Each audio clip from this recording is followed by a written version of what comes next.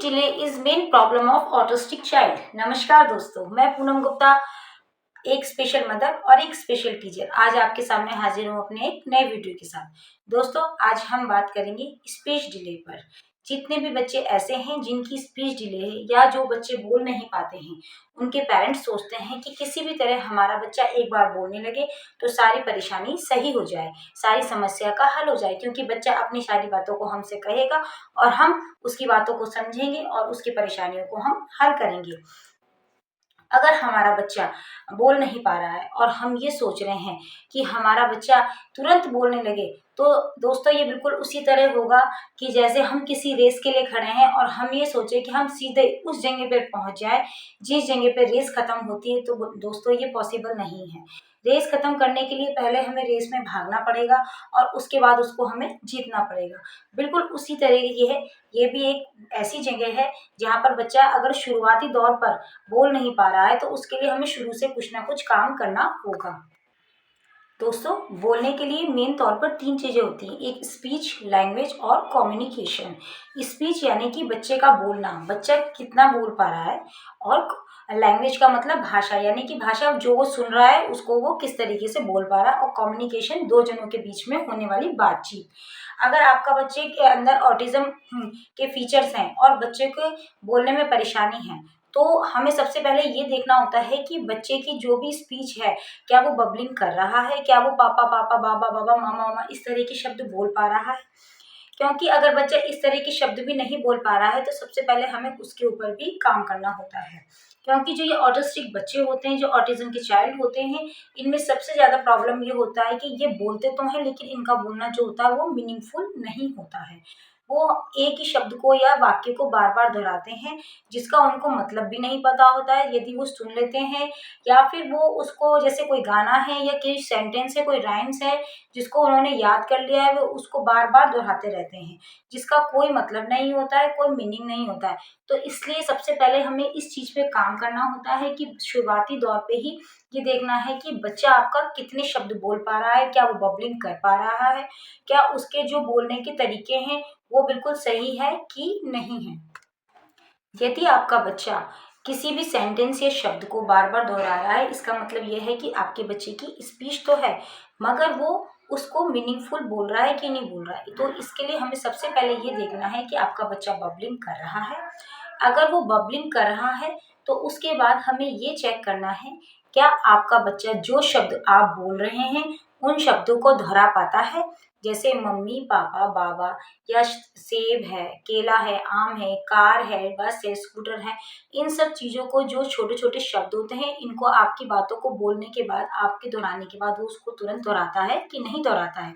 यदि वो उसको तुरंत दोहराता है तो ये बहुत अच्छा है। अगर नहीं दोहराता है तो हमें सबसे पहले उसको ये सब चीज़ें सिखानी होगी कि आप जिस भी शब्द या वाक्य को बोल रहे हैं तो आपका बच्चा उस शब्द और वाक्य को उसी तरीके से बोले।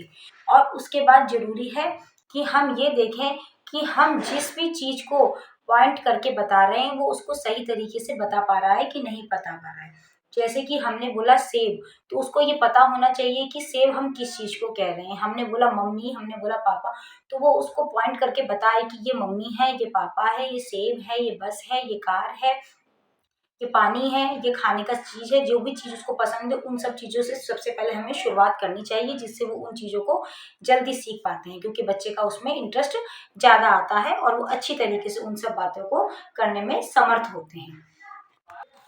हमें सबसे पहले ये देखना होता है कि हमारा बच्चा किस लेवल पे है। क्या हमारा बच्चा जो हम चाह रहे हैं उस लेवल पे है कि नहीं? क्या वो बबलिंग कर रहा है? क्या वो सिंगल सेंटेंस बोल रहा है या शब्द बोल रहा है? यदि आपका बच्चा किसी लेवल को पार कर चुका है तो बहुत अच्छी बात है। इसके लिए सबसे ज़्यादा ज़रूरी है कि आप किसी अच्छे स्पीच थेरेपिस्ट के पास जाएँ और उससे कंसल्ट करें कि आपके बच्चे को किस तरह की थेरेपी की ज़रूरत है। कुछ एक्सरसाइज़ भी होती हैं, कुछ ओरल एक्सरसाइज़ भी होती हैं जिनको कराना ज़रूरी होता है, जिससे जो हमारे बच्चों की ये चीज़ें होती हैं, जबड़े और यहाँ की नसें होती हैं, इनमें भी सॉफ्टनेस लाना बहुत ज़रूरी होता है, क्योंकि ये बच्चे जब बोलते नहीं हैं तो ये बहुत टाइट हो जाती हैं।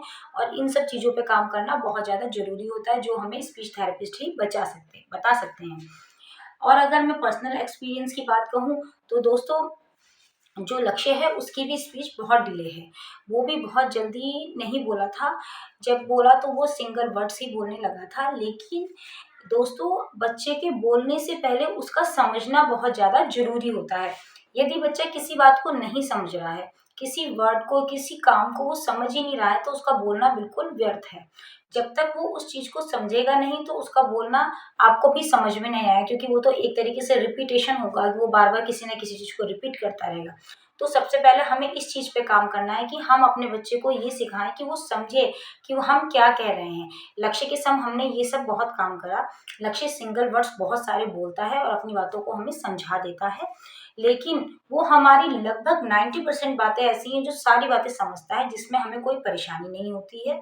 वो हमारे संग सारे काम करता है और अपनी बातों को हमें सिंगल वर्ड्स में समझा देता है, और बहुत सारी चीज़ें ऐसी हैं जो वो बिना कहे भी अपने कामों को कर लेता है और अब वो हमें समझा देता है। क्योंकि लक्ष्य की जो डिसेबिलिटी थी वो काफ़ी हद तक बहुत ज़्यादा थी। जब हमने इसका यूडीआईडी कार्ड बनवाया था, तो उसमें हमें 80% की डिसेबिलिटी मिली थी। उस हिसाब से तो हमारे बच्चे ने मतलब एक तरीके से 80% का डिसेबल बच्चा जो होता है वो ज़ीरो ही होता है, उसे कुछ काम करना नहीं आता है। लेकिन हमने लक्ष्य के संग जब काम करा, तो आज लक्ष्य बहुत ज़्यादा अपने में समर्थ है, वो अपना बहुत कुछ कर लेता है, अपने सारे काम कर लेता है। लेकिन दोस्तों, इसके लिए ये ज़रूरी नहीं कि अगर आपका बच्चा नहीं बोल रहा, तो आप उसको सिर्फ़ यही कहे जाने कि उसके बोलने पे ही आपको उस पे फ़ोकस। सबसे मेन ज़रूरी है कि बच्चे का समझना। यदि बच्चा आपकी बातों को समझेगा, तभी वो बोलने पे काम करेगा। लक्ष्य पे को हम जो भी बोलते हैं, वो हमारी सारी बातों को समझता है, और इवन अब तो इतना हो गया है कि हम उसके आगे कोई भी बात करते हैं, तो वो तुरंत उन चीज़ों को करने लग जाता है, उसको सब बातें समझ में आने लगती हैं। दोस्तों, अगर आपका बच्चा बोल नहीं पा रहा है, उसकी स्पीच में कोई प्रॉब्लम है, तो सबसे पहले ज़रूरी है कि आप अपने बच्चे का ध्यान केंद्रित करें। आप उसको अट्रैक्ट ऐसे करें कि वो आपके चेहरे पे देखे, और फिर जब वो आपके चेहरे पे देखे, तो आप उसके संग कम्युनिकेशन करें, उसे बबलिंग करवाएँ। अगर वो बबलिंग कर लेता है, तो उससे सिंगल वर्ड्स बुलवाने की कोशिश करें, और अगर वो सिंगल वर्ड्स भी बोलने लगा है, तो 2 शब्द वाले सेंटेंस, जैसे पानी पीना, घूमी-घूमी करना, बाहर जाना, कपड़े पहनो, इस तरह के शब्दों का इस्तेमाल करना, खाना खाओ, जिससे कि जो बच्चा है वो उन बातों को समझने लगेगा। यदि उसकी स्पीच पूरी तरह से नहीं भी आ पा रही है, तो वो 2 वर्ड्स में भी अपनी बातों को कह के आपको समझा देगा। क्योंकि ऐसा ज़रूरी नहीं है कि ऑटिज़्म की सभी बच्चों की स्पीच पूरी तरीके से आ जाए। बहुत सारे बच्चे ऐसे भी हैं जिनका अभी तक बड़े होने के बावजूद भी पूरी तरह से स्पीच नहीं आती है। वो बोलते तो हैं, लेकिन अगर हम चाहें कि उनका कम्युनिकेशन बिल्कुल नॉर्मल बच्चों की तरह हो, तो ये संभव नहीं है। और बहुत सारे बच्चे ऐसे होते हैं जो शुरुआती दौर से ही बहुत अच्छी तरीके से बोल लेते हैं। तो हमारा सबसे पहला और ज़रूरी काम है अपने बच्चे के ऊपर ये करना है कि उनको इतना हम सिखा पाएँ कि वो अपनी बातों को हमें समझा दें और आपकी बातों को वो समझ जाएँ। यदि अब वो आपकी बातों को समझेंगे नहीं, तो वो सही तरीके से काम नहीं करेंगे, ना ही बोलेंगे। और जितना जल्दी हम इनके संग काम करते हैं, उतना आपका बच्चा समझदार होता है, क्योंकि जितनी ज़्यादा इनकी एज बढ़ती है, ये आपके ऊपर ध्यान देना बंद कर देते हैं और ये अपने में ही ज़्यादा मस्त रहने लगते हैं। छोटी उम्र में किया गया कार्य इनके संग आपको बहुत आगे तक ले जाता है। इन ये बच्चे बहुत ज़्यादा समझदार होते हैं, क्योंकि इनके माइंड में बहुत ज़्यादा कमी नहीं होती है, बस ज़रूरत है तो इनके संग काम करने की।